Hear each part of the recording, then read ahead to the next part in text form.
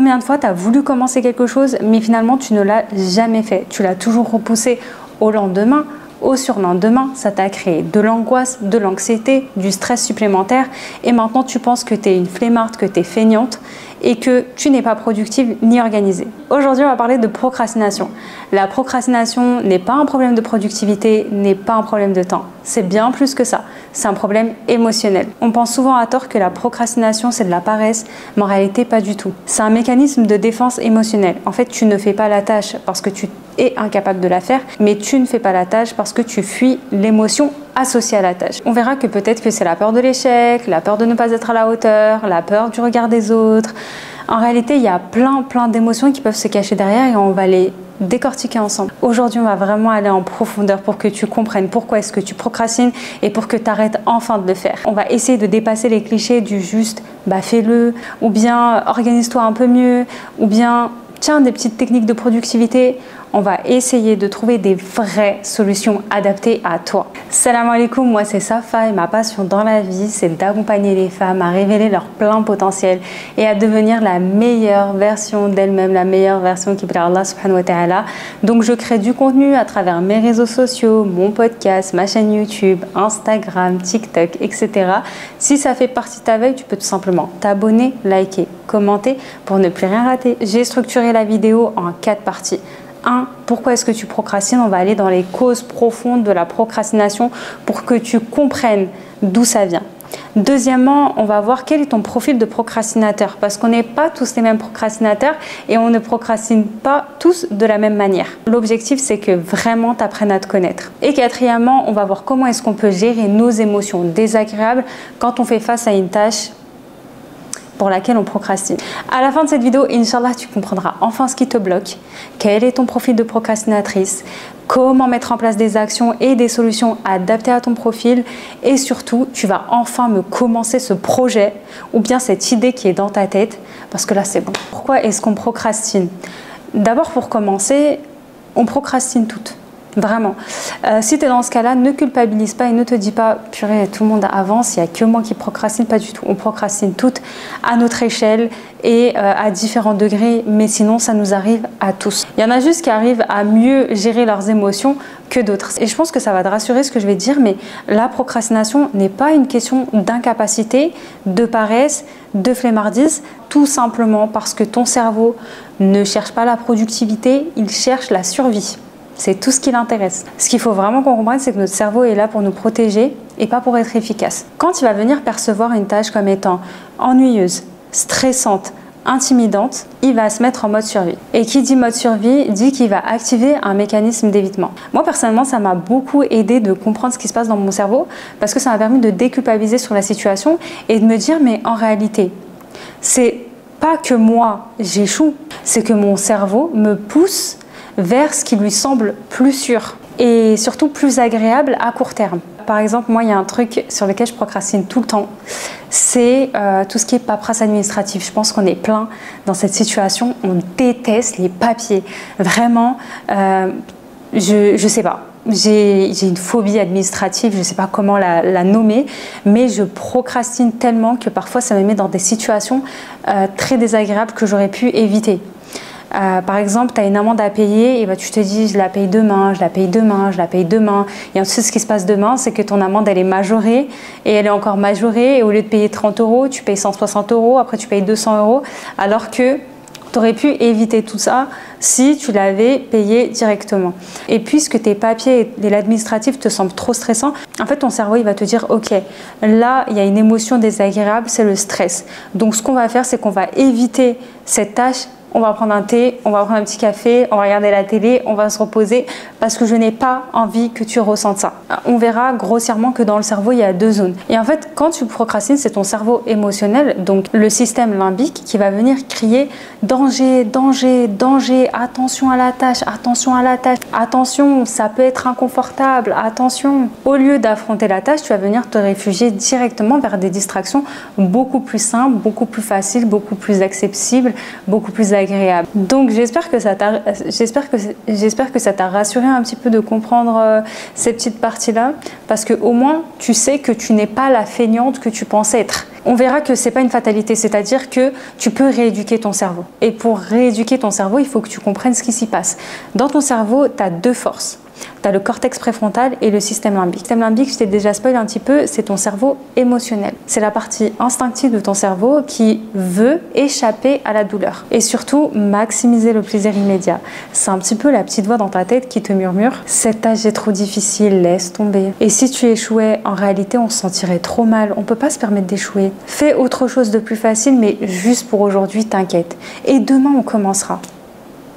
Ça, c'est le système limbique. Ça, c'est le système limbique qui parle comme ça. Et pourquoi est-ce qu'il nous parle comme ça? Parce qu'il agit comme un détecteur de fumée. Il agit comme un protecteur. Donc à chaque fois, vraiment à chaque fois que tu vas venir percevoir une tâche comme étant difficile, désagréable, et ben hop, il va te pousser à procrastiner tout simplement pour fuir. À l'époque, c'était un mécanisme qui nous était très utile parce qu'il fallait fuir les prédateurs très rapidement. Mais aujourd'hui, ce prédateur, à la base, c'était un ours, c'était un lion, c'était un tigre, je sais pas, c'était une créature, mais là aujourd'hui, ce prédateur, c'est tout simplement ton projet, des papiers, le sport, c'est devenu ça tes prédateurs. En réalité, c'est sympa parce que notre système limbique, il est là pour nous protéger. Mais le problème, c'est qu'il nous freine. Il nous laisse dans notre zone de confort. Mais en réalité, confort, ça ne veut pas dire confortable. Ça veut tout simplement dire sécuritaire. Il nous laisse dans une zone de sécurité. Et qui dit zone de sécurité dit qu'on ne peut pas évoluer, on ne peut pas avancer parce que en fait c'est comme si ton système limbique t'encourageait à tout le temps rester chez toi, à pas bouger et à rien faire, tout simplement pour juste être en sécurité. Mais notre objectif sur cette terre, c'est d'adorer notre Seigneur, c'est de nous épanouir, c'est d'avancer, c'est de laisser un impact en tant que musulman sur cette terre. Donc on ne peut pas se permettre, vraiment on ne peut pas se permettre de juste rester dans notre zone de sécurité. Mais alhamdoulilah, on a notre autre partie du cerveau, le cortex préfrontal. Heureusement qu'il est là. Parce que c'est un petit peu la partie de notre cerveau qui nous rappelle à l'ordre, qui est un petit peu responsable de la planification, de la logique, de la réflexion sur notre futur, de l'organisation. Et en fait, cette partie, elle est beaucoup plus jeune en termes d'évolution. Ce qui se passe, c'est qu'il y a une petite bataille dans ton cerveau entre le cortex préfrontal et le cerveau limbique. Et malheureusement, quand tu procrastines, c'est ton cerveau limbique qui gagne la bataille. Et pourquoi c'est le cerveau limbique qui gagne la bataille? Parce que maintenant, il existe Netflix, Instagram, les réseaux sociaux, YouTube, la nourriture, le sucre, qui font que ce sont des distractions faciles, c'est de la dopamine immédiate. Et notre cerveau en raffole. Parce que la dopamine, c'est la fameuse hormone du plaisir. Et entre ressentir quelque chose de désagréable et ressentir immédiatement du plaisir, je pense que notre cerveau, il a vite fait son choix. Pourquoi est-ce que notre cerveau choisit toujours les distractions? Tout simplement parce que c'est le piège de la dopamine. Chaque fois que tu choisis la distraction plutôt que ce que tu es censé faire, eh ben, tu vas envoyer un shot de dopamine à ton cerveau. Et là, il est super content. Scroller sur Instagram, dopamine. Regarder une série, dopamine. Ranger ton tiroir, dopamine. Passer l'aspirateur alors que tu dois travailler sur ton projet, dopamine. Sortir voir tes copines alors que tu es censé travailler, dopamine. Te poser avec un petit thé et faire ton journaling alors que tu es censé rendre ton mémoire demain, dopamine. Le problème, c'est que quand tu fuis vers ces comportements avec de la dopamine immédiate, et ben ça renforce ton comportement de procrastination. Ton cerveau se dit c'est bien, continue comme ça, on se sent super bien, continue. Comme je l'ai dit tout à l'heure, ça te maintient dans une zone de sécurité, donc ça te sabote sur le long terme. Tu donnes toute ton énergie dans ces distractions qui sont faciles et immédiates et ton énergie n'est pas illimitée, elle a ses limites. Donc si tu donnes toute ton énergie dans ces distractions rapides, tu n'en as plus pour les choses qui comptent vraiment. Ce qu'il faut vraiment comprendre, c'est que ton cerveau n'est pas ton ennemi. Il a juste un faible pour la dopamine et pour le plaisir immédiat. Et chaque fois que tu cèdes, tu renforces ton comportement et tu renforces cette habitude parce que oui, la procrastination, c'est une habitude. Et qui dit habitude, dit que tu peux te déshabituer. Ce n'est pas ancré en toi, ce n'est pas dans ton ADN, ce n'est pas dans ton sang, tu n'es pas une procrastinatrice née, tu ne mourras pas procrastinatrice, t'inquiète pas. Si aujourd'hui tu es habitué à fonctionner comme ça quand tu es face à une émotion désagréable, tu peux aussi te déshabituer et on verra comment. Je ne sais pas si tu as déjà entendu sur les réseaux sociaux le concept de dopamine détox. Et là, ça va nous être utile parce que si ton cerveau est accro aux distractions et au plaisir immédiat, c'est qu'il a besoin d'un reset de dopamine. Ça veut dire quoi? Ça veut dire que tu vas venir réduire progressivement les doses de dopamine liées à des distractions immédiates. Par exemple, si tu as l'habitude de scroller sur ton téléphone, tu vas te restreindre un petit peu. Si tu as l'habitude de te réfugier devant Netflix, tu vas réduire un petit peu. Et tu vas venir les remplacer par des activités qui vont te demander un peu plus d'effort, mais qui te donnent un vrai sentiment de satisfaction. Ce que tu peux faire, c'est des détox digitales régulièrement dans la journée. Tu touches plus à ton téléphone, tu l'éteins, tu le mets au fond d'un placard, comme ça tu n'y as plus accès. Pareil, choisis des récompenses conscientes. Plutôt que de scroller, va plutôt te balader, fais du journaling, prépare-toi une petite tisane. Parce que ce sont aussi des activités qui augmentent la dopamine, mais d'une manière qui renforce ton cerveau sur le long terme. Fixe-toi aussi des petits objectifs avec des récompenses à la clé. Exemple, tu travailles 30 minutes et à ce moment-là, tu vas te dire: quand les 30 minutes sont terminées, je vais aller prendre un petit café, je vais me faire un petit matcha, je vais me faire un petit thé. Comme ça, en fait, ton cerveau va venir associer l'effort avec une récompense et donc à des sensations positives. Il faut vraiment faire attention avec la dopamine parce que la dopamine facile, c'est-à-dire lorsqu'on scrolle, elle va venir nous enfermer. En revanche, la dopamine qui est intentionnelle, qu'on va venir choisir et qui monte progressivement, comme lire un livre, c'est une dopamine qui est intentionnelle. Elle, en revanche, elle nous libère. Tu l'as compris, la procrastination n'est pas un manque de discipline. C'est une lutte entre les deux parties de ton cerveau. Ton cortex préfrontal, en réalité, il n'est pas faible. Il a juste besoin de toi. Il a juste besoin d'un coup de pouce pour gagner toutes les batailles. Et pour ça, il y a des petits outils que je vais te partager. Imagine ton cortex préfrontal comme étant un muscle. Pour qu'il fonctionne au mieux, il faut que tu le muscles, il faut que tu l'entraînes. Pour l'entraîner, il faut se faire violence. Il faut faire. Voilà, on s'arrête là, on arrête la vidéo. Vraiment, il faut faire. Parce que plus tu vas faire, et plus tu vas entraîner ton cerveau, et plus il va gagner des batailles. À chaque fois que tu fais face à la procrastination, vraiment pense à ça. Pense à tes deux parties du cerveau qui sont en train de s'embrouiller et tu décides consciemment de faire gagner la partie préfrontale. Tu dis là, aujourd'hui, c'est la partie préfrontale qui gagne et on va faire ce qu'on a à faire. Et tu verras que progressivement, ça va réduire les émotions désagréables liées à la tâche que tu veux faire. Vois ça comme étant un vote. Peut-être que tous les jours, tu ne vas pas voter pour ton cortex préfrontal. Mais l'objectif, c'est qu'il ait un maximum de votes. C'est-à-dire que parfois, tu vas voter pour le système limbique.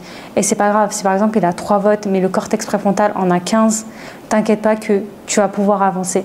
Mais l'objectif, c'est de voter un maximum pour le cortex préfrontal. Parce que c'est la partie de ton cerveau qui est là pour planifier ton futur, pour t'aider, pour te structurer, pour te donner justement cette discipline pour atteindre tes objectifs. Ce que tu peux faire pour tromper ton système limbique, c'est de diviser tes tâches en toutes petites tâches parce que ton système limbique déteste les grosses tâches, déteste faire quelque chose qui est beaucoup trop grand parce qu'il a peur. Si tu veux faire du sport, ne te dis pas ouais, je vais aller à la salle pendant 1 heure, je vais faire ça, ça, ça. Déjà, si tu procrastines, dis-toi juste ok, on va aller à la salle, on va faire un peu de tapis, on va marcher et après tu verras que progressivement tu vas dire ah, je vais faire telle machine, telle machine, telle machine, telle machine et tu auras fait une séance incroyable.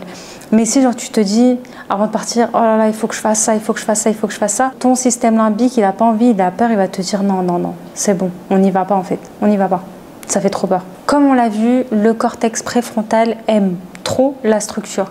Donc quand tu dois faire une tâche, essaye de lui apporter un peu plus de structure, un peu plus d'organisation. Je sais qu'il y a des électrons libres un petit peu comme moi qui ont du mal avec la rigidité, les emplois du temps, etc. Mais ton cortex préfrontal a quand même besoin d'un petit peu de structure. Et c'est pas pour rien que nous, en tant que musulmans, on a une vie qui est structurée. C'est-à-dire qu'on a les 5 prières par jour. On a le Fajr qui est très très tôt le matin. On a des prières qui rythment toute notre journée. On a le mois du Ramadan qui va arriver, Inch'Allah, pour nous discipliner, pour qu'on ait une structure. Donc, en tant que musulmans, on se doit d'avoir un minimum de structure. Personnellement, ce qui marche très bien pour moi, c'est la technique Pomodoro. 25 minutes de travail, 5 minutes de pause. Et je l'utilise quand vraiment je procrastine sur une tâche et que j'ai beaucoup de mal à la faire parce que ton cerveau aime savoir quand il va s'arrêter. Donc, planifie des pauses et t'inquiète pas que ton cerveau travaillera pour toi. Pour muscler ton cortex préfrontal, il a besoin de récompenses, comme un enfant. Donc, associe chacune de tes avancées, chacune de tes batailles gagnées et de tes votes à ton cortex préfrontal, une récompense. Attention, là, j'ai pas dit voyage aux Bahamas, aux Maldives. Là, je vous vois, vous êtes en train de planifier des récompenses doucement, ça ce sera pour plus tard. Mais en fait, c'est des récompenses simples mais satisfaisantes. Ça va venir activer de la dopamine saine et encourager ton cerveau à choisir l'action. Puisque comme on a vu tout à l'heure, il aime bien la dopamine. Donc, il faut qu'il associe l'action que tu vas faire avec une source de dopamine, la récompense. Et là, l'objectif, c'est de récompenser l'effort et pas l'évitement. Parce que quand tu procrastines, tu récompenses l'évitement. Donc, tu m'étonnes que ton cerveau, il fait que d'éviter la situation ou la tâche que tu veux faire. Parce que tu le récompenses pour ça. Et si on veut aller un petit peu plus loin, parfois c'est aussi une réponse traumatique. Le trauma, qu'il soit grand ou petit, c'est-à-dire subtil ou majeur, peut programmer ton cerveau à ressentir certaines tâches comme étant beaucoup trop douloureuses. Par exemple, si dans le passé, tu as été beaucoup critiqué pour tes erreurs, que tu n'avais pas le droit à l'échec, ou tu t'es dit mais en fait je peux pas me tromper, j'ai pas le droit de me tromper, ton cerveau va venir percevoir chaque nouvelle tâche comme étant une menace de revivre ces situations passées. Ça va activer ton système limbique qui active le mode survie et qui va soit fuir, soit se figer. Et tu vas te dire, mais si je suis critiquée, et si j'échoue, et si je réussis pas, et si ça marche pas pour moi. Et en général, ce sont des petites paroles qui viennent de notre passé et de nos blessures émotionnelles qu'on continue à traîner. Et même si cette douleur est inconsciente, la procrastination, elle vient nous protéger et elle agit comme un bouclier. Si tu te reconnais là-dedans, t'inquiète pas, tu n'es pas seul. Et déjà, reconnaître la procrastination comme étant liée à une blessure émotionnelle du passé, c'est déjà un grand pas. Et la bonne nouvelle, c'est que même comme ça, tu peux reprogrammer ton cerveau, alhamdoulilah. Parce que pour moi, ce n'est pas ton passé qui te définit, mais ce que tu décides de faire maintenant, tout de suite, peu importe le bagage actuel que tu as. Maintenant que tu as compris tout ça et que tu as bien compris ce qui se passe dans le cerveau, on va voir les 6 profils de procrastinateurs. Peut-être que tu te reconnaîtras dans un ou plusieurs. Moi, personnellement, je me reconnais dans plusieurs profils de procrastinateurs. Je ne sais pas si je dois m'inquiéter ou pas, mais en tout cas, c'est important de bien le comprendre parce que en fonction de ton profil, tu ne mets pas en place les mêmes solutions parce que tu n'agis pas de la même manière. Et c'est pour ça que j'ai pas fait une vidéo en te disant 5 astuces pour arrêter de procrastiner parce que j'aurais pu te donner des astuces, mais est-ce qu'elles te correspondent vraiment? L'objectif, c'est de comprendre pourquoi on procrastine et quel est notre profil de procrastinateur parce que ce n'est pas moi qui va te donner la réponse pour arrêter de procrastiner, c'est toi-même qui va chercher ta propre réponse et adapter tout ce que je dis à ton propre cas pour avoir une solution sur le long terme. Parce que moi, je ne veux pas juste te donner des astuces qui sont des pansements ou des petits tips qui vont fonctionner sur le court terme. Mais si tu ne comprends pas pourquoi tu procrastines et comment tu procrastines, honnêtement, tu vas continuer à procrastiner éternellement. Commençons par le premier. C'est un profil qui est commun à beaucoup d'entre nous. C'est le perfectionnisme. Oui, le perfectionnisme, c'est la procrastination. Donc si tu es perfectionniste dans ce que tu fais, alors tu fais partie des procrastinateurs. Le perfectionniste a des standards très élevés. Et souvent, qu'on se dise la vérité, très très irréaliste. Et il ne commence jamais ce qu'il veut faire parce qu'il a peur que son travail ne soit pas à la hauteur et que ce ne soit pas parfait exactement comme ce qu'il avait imaginé. Et parfois même, il termine ce qu'il doit faire, mais il n'ose pas le partager parce qu'il a peur d'être confronté à la critique et de ne pas être apprécié à sa juste valeur. Par exemple, tu veux lancer un projet entrepreneurial, mais tu as le profil procrastinateur perfectionniste. Tu vas travailler à fond sur ton projet, tu vas régler tous les détails, tu vas passer du temps sur les détails et ensuite tu vas avoir peur de le lancer, donc tu ne vas jamais le lancer tout simplement parce que tu as peur d'être confronté à la critique. Ou bien tu as une idée de projet qui te semble très bien. Le problème, c'est que tu as peur de commencer parce que tu as peur que ce ne soit pas parfait exactement comme tu l'imagines. On verra que dans chaque profil de procrastinateur, il y a un problème émotionnel sous-jacent. Dans ce cas-là, c'est la peur de l'échec. Ce sont des personnes qui ont très peur d'échouer. Et il y a aussi une partie besoin de validation externe. Quelles sont les solutions concrètes adaptées à ce profil de procrastinateur? D'abord, moi, ce qui a marché pour moi, c'est de me fixer une deadline, de me dire telle date, tu sors ton truc, qu'il soit bien ou qu'il soit pas bien, tu sors ton truc. Pareil, tu travailles sur un projet, tu te fixes 30 minutes, que ce soit bien ou que ce soit pas bien, tu travailles dessus pendant 30 minutes, ce n'est pas à toi d'en juger. Voilà, tu ne te juges pas. Deuxièmement, adopte une mentalité d'apprentissage et d'expérience. Dis-toi qu'il n'y a pas d'échec. C'est facile à dire, mais c'est une réalité. Il n'y a pas d'échec, il n'y a que des expériences. Quand j'ai commencé à me dire qu'il n'y avait pas d'échec, mais qu'il n'y avait que des expériences, je me suis beaucoup plus autorisée à échouer en me disant, bah, c'est une expérience supplémentaire. Ça m'a appris quelque chose de nouveau, c'est une expérience. Certes, j'ai échoué, voilà, avec toutes les conséquences liées à l'échec, mais ça reste tout de même une expérience. Chaque erreur est une opportunité d'apprendre. Si tu ne fais pas d'erreur, tu ne pourras pas apprendre. Si tu commences parfaitement, tu n'auras aucune marge de manœuvre pour t'améliorer et pour faire encore mieux. L'objectif, c'est d'être dans cette amélioration continue et viser l'excellence. Mais viser l'excellence, ça ne veut pas dire viser la perfection, parce que la perfection ne nous appartient pas. D'abord, elle appartient à Allah subhanahu wa ta'ala. Et nous, en tant que créature, bah, moi, je me dis juste remets-toi à ta place. Genre, vraiment, Safa, remets-toi à ta place. Tu ne peux pas faire les choses parfaitement. Tu peux juste faire ton maximum et ensuite améliorer. Et il n'y a que comme ça que tu vas pouvoir réussir à faire quelque chose qui se rapproche de l'excellence. On n'est pas excellent du jour au lendemain. Les experts ont commencé débutants. Donc, il faut commencer quelque part. Et c'est vrai que la société, elle ne nous autorise pas forcément à échouer. C'est vrai qu'il y a beaucoup d'attentes et qu'on attend souvent de nous d'être directement parfaite, surtout nous en tant que femmes, d'être directement parfaite, de gérer à tous les niveaux. Mais non, en fait, on est humain. On reste humain. Donc notre humanité fait que nous avons des imperfections et il faut accepter ces imperfections. Le procrastinateur perfectionniste a du mal avec ça, il a du mal à accepter qu'il ne peut pas être parfait et que c'est pas grave. Il a du mal à accepter d'être nul et de commencer en étant nul. Alors qu'il faut juste accepter, vraiment. Il n'y a que comme ça que tu vas pouvoir t'améliorer. Et pour moi, c'est une porte par laquelle le shaitan entre parce qu'il va se servir de ta porte de l'échec pour te pousser à l'inaction. Il va te faire croire que si toi, tu n'es pas parfaite, alors tu n'es pas digne de l'amour d'Allah subhanahu wa ta'ala. Ça va jusque là, oui. Que si toi, tu n'es pas parfaite, alors ça n'en vaut pas la peine. Et donc, tu vas rien faire.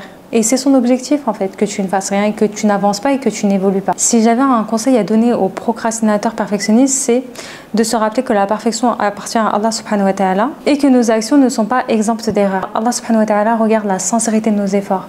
Il regarde nos intentions. Donc agis pour plaire à Allah et non pas pour plaire à la société ou bien pour atteindre une éventuelle perfection humaine qui est inaccessible.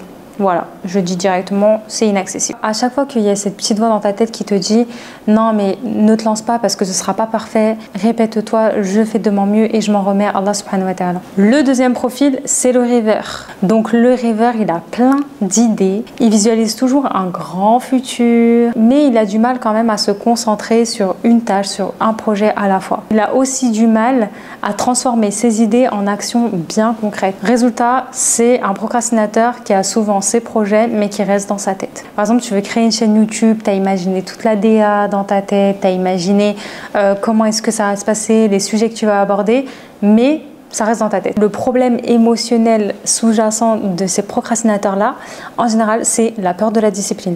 Se dire oh, mais si je commence ça, ça veut dire que je serai obligée de continuer. Et qui dit obligé de continuer dit deuxième peur émotionnelle, les tâches répétitives. C'est des profils qui détestent les tâches répétitives. Donc si tu es un procrastinateur rêveur, ce que tu peux faire, c'est que d'abord, tu vas venir mettre toutes tes idées sur papier. Tu vas les sortir de ta tête. Fais juste une idée de toutes tes idées, de tout ce que tu dois faire et tu vas venir les prioriser. Ensuite, pour les procrastinateurs rêveurs qui veulent lancer des projets, ils ont beaucoup de mal à concrétiser ça parce que ça va dans tous les sens. Ce que tu peux faire, c'est de transformer ta vision en micro-action. Par exemple, au lieu de te dire je dois créer une chaîne YouTube, tu vas tout simplement choisir un nom, une action, un jour. Le procrastinateur rêveur doit vraiment se rappeler que c'est l'action qui alimente le rêve. Sinon, ton rêve reste une illusion. C'est aussi une porte par laquelle rentre le shaitan où il va venir se servir de ta créativité et utiliser tes idées comme étant une distraction pour te détourner de l'action et pour t'éviter de vraiment concrétiser ce que tu dois faire. Donc, il te maintient dans une zone de sécurité où rien ne se passe et rien ne se concrétise et tout se passe dans ta tête. Le troisième profil de procrastinateur, c'est le rebelle.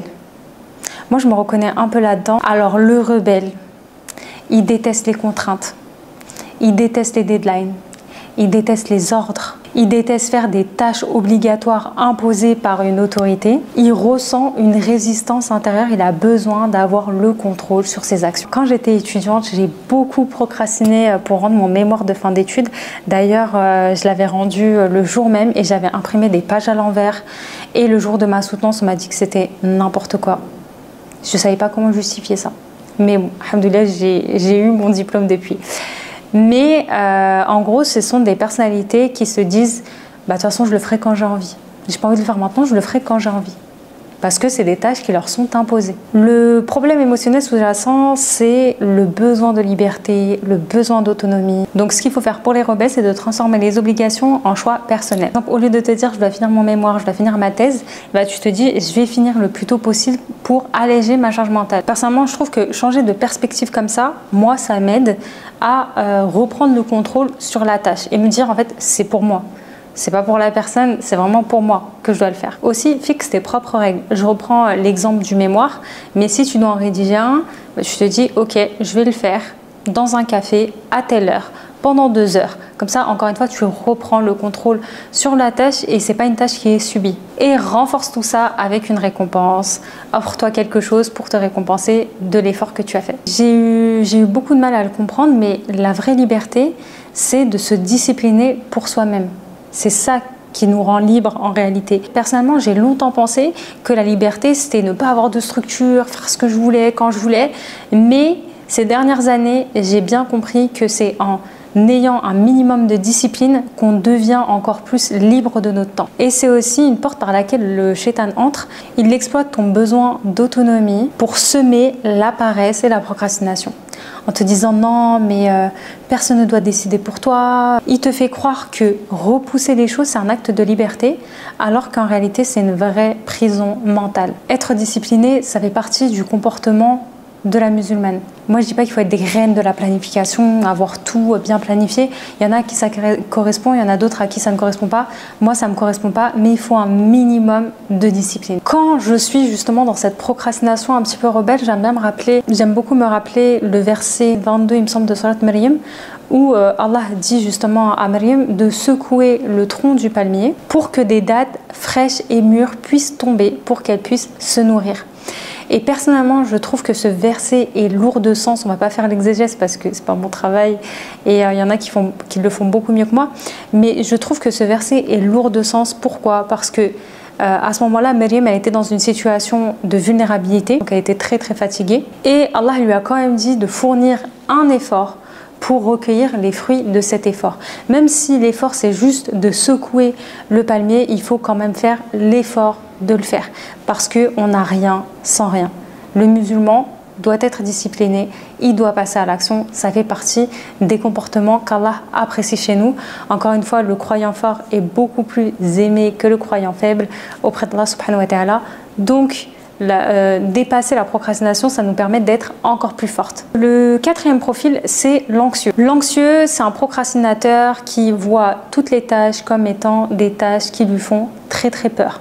Donc il va les fuir parce qu'elles lui procurent du stress. Il a la peur de l'inconnu, la peur de l'échec, la peur de ne pas être à la hauteur, la peur du regard des autres. Il y a énormément de peurs qui se cachent derrière le procrastinateur anxieux.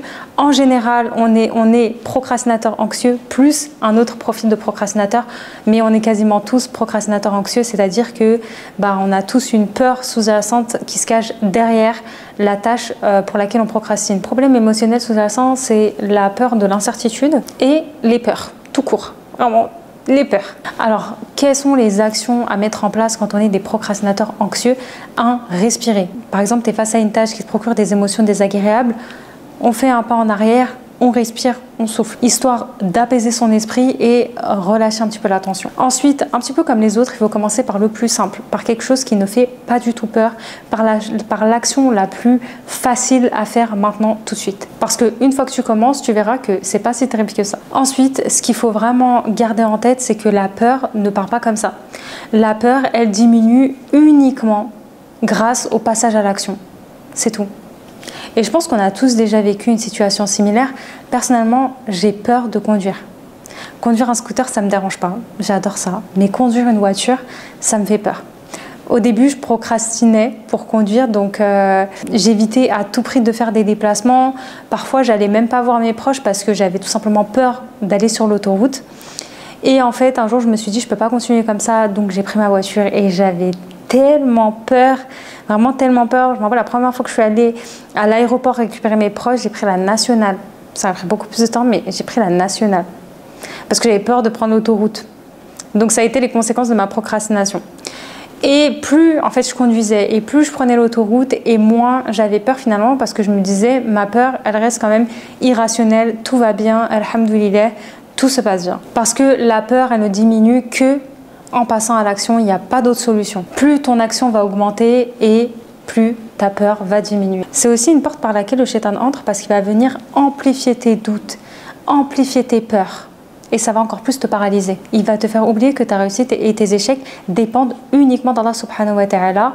Et il va te faire croire que ça dépend des humains, de ce qu'ils pensent. Voilà. Vraiment, place ta confiance auprès d'Allah subhanahu wa ta'ala. L'effort est entre tes mains, mais le résultat est auprès d'Allah. C'est lui qui décide. Fais une doha avant de commencer et juste lance-toi. Et t'inquiète pas, Allah sera là pour t'aider, pour te guider à avancer et à cheminer vers ton projet, vers les actions que tu dois faire. Le 5e profil de procrastinateur, c'est le créateur de crise. C'est un procrastinateur un peu fou qui aime trop l'adrénaline et je pense qu'on sera beaucoup à se reconnaître là-dedans. Mais je crois que moi je me reconnais dans tous les profils, là ça m'inquiète un peu. Au début je me suis dit moi je suis que 3 profils, mais là je pense que je suis tous les profils. Plus en fait je l'ai dit à voix haute et plus je me dis mais en fait non, c'est trop grave. Bref, alors c'est un procrastinateur qui aime trop tout faire à la dernière minute parce qu'il veut de l'adrénaline, il veut des sensations fortes. Parce que la pression et l'urgence lui donnent un boost d'énergie, il pense qu'il travaille mieux sous pression. Mais c'est juste un leurre, vraiment. Je le sais parce que je le suis. Par exemple, encore une fois, ça me rappelle mon mémoire de stage que j'ai rendu, je devais le rendre à 10h du matin. Je l'ai rendu à 9h50 jusqu'à ce que les profs m'ont dit, si tu ne le rends pas à 10h, bah en fait, t'es recalé. Du coup, à 9h50, j'étais encore en train d'améliorer des trucs dans mon mémoire parce qu'il y a aussi le perfectionnisme qui entre en jeu, plus le créateur de crise qui aime trop l'adrénaline, mais ça a fait n'importe quoi, vraiment n'importe quoi. Et j'étais convaincue que je travaillais mieux sous pression, alors que pas du tout. J'ai juste rendu un mémoire catastrophique en fait. En général, le problème émotionnel sous-jacent, c'est la recherche d'adrénaline et de sensations fortes. Et aussi de stimulation. Donc, pour les procrastinateurs comme ça, ce qu'on peut faire, c'est de créer des mini-délais avant le délai. Par exemple, ton mémoire, tu dois le rendre le 10 du mois, et bah, tu te dis le 5 du mois, tu dois l'avoir terminé, c'est ton délai. Pareil, le Pomodoro, ça fonctionne hyper bien avec ce type de procrastinateur. 25 minutes de travail, 5 minutes de pause, en plus tu mets ton chronomètre, tu vois l'urgence, ça marche hyper bien. Moi personnellement, ça marche super bien le Pomodoro. Ça ne correspond pas à tous les profils de procrastinateurs, mais en tout cas pour les créateurs de crise, ils ont besoin d'avoir des chronomètres. Moi, je sais que j'ai besoin d'avoir un chronomètre avant de sortir pour sortir à l'heure. C'est aussi une porte par laquelle le shaitan entre. Il va venir t'encourager à faire les choses à la dernière minute parce qu'il va toujours te dire « Non, mais t'inquiète, tu auras le temps plus tard, tu auras le temps plus tard. » Et après, tu seras tout simplement submergé. Le dernier profil de procrastinateur, c'est le suractif ou bien l'hyperactif. C'est un profil qui aime faire beaucoup de choses en même temps. Il fait beaucoup de multitasking. Il dit oui à tout et il est submergé par toutes les responsabilités. Finalement, ça le paralyse, il a du mal à prioriser, il est totalement débordé, donc il ne fait plus rien. En général, c'est des profils qui ne savent pas par où commencer, pas par quoi commencer, et ils commencent quelque chose, après ils l'abandonnent pour refaire quelque chose, après ils l'abandonnent, et ils continuent autre chose, et après ils l'abandonnent, et en fait, juste ils picorent leurs tâches comme ça. Les problèmes émotionnels sous-jacents, c'est la difficulté à dire non d'abord, parce qu'en général, ils disent oui tout le temps à toutes les sollicitations, et le besoin de plaire. Attention, bien entendu, tout ce que je dis n'est pas à prendre pour argent comptant. Il y a certainement d'autres problèmes émotionnels sous-jacents, mais là, j'essaye d'expliquer très rapidement quelles sont les émotions qui se cachent derrière chaque comportement, mais la liste n'est pas exhaustive. Pour ce profil de procrastinateur, d'abord apprendre à dire non. J'ai fait une vidéo à ce sujet sur YouTube, tu peux la retrouver. Donc, apprends à dire non, apprends à refuser des projets, apprends à refuser des sorties parce que sinon tu seras débordé. Et dis oui sur ce qui compte vraiment. Deuxièmement, priorise tes tâches. Note tout ce que tu as à faire et gère ça par ordre de priorité.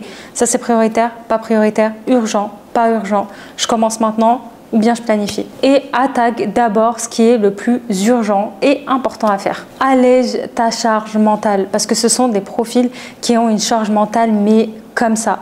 Essaye de déléguer si tu peux déléguer et concentre-toi uniquement sur une seule tâche à la fois. Essaye vraiment de faire moins mais mieux parce que la qualité prévaut toujours sur la quantité. C'est aussi une porte par laquelle entre le shaitan, il va essayer de te submerger de choses à faire. Il va utiliser ton besoin de plaire aux autres pour finalement t'épuiser. Alors dis-moi, quel type de procrastinatrice es-tu?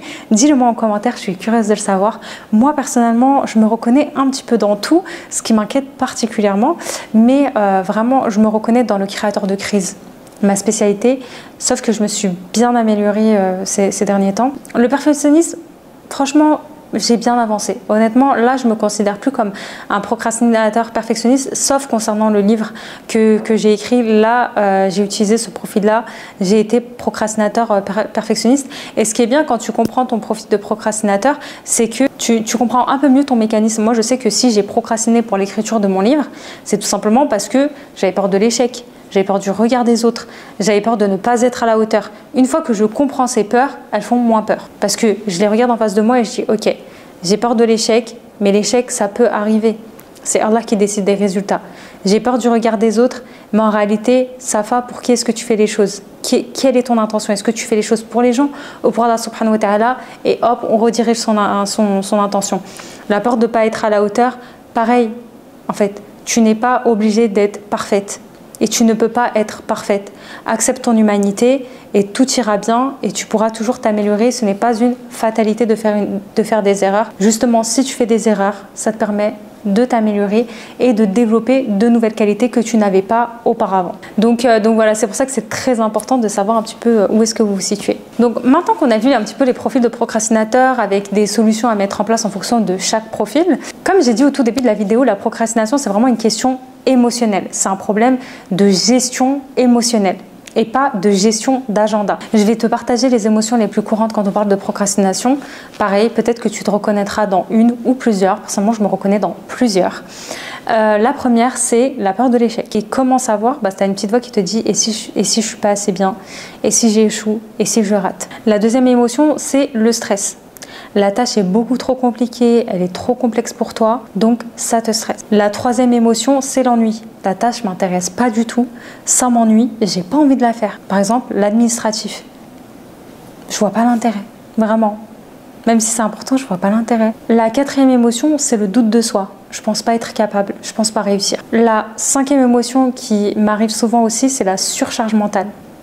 Je suis trop submergée, je suis trop dépassée, j'arrive plus. Et j'ai plus l'énergie. Maintenant, c'est à toi d'identifier tes propres émotions, parce que là, je t'en ai donné des exemples, mais il y a un panel d'émotions.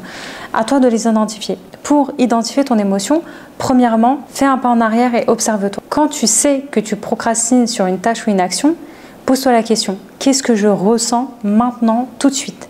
Concentre-toi sur ton ressenti et pose-toi la question, pourquoi est-ce que je ressens ça? Et là, il faut vraiment faire preuve d'honnêteté avec soi-même. Ensuite, relie ton émotion à un comportement. Peut-être que tu te distrais avec des tâches inutiles, comme d'un coup faire la poussière chez toi.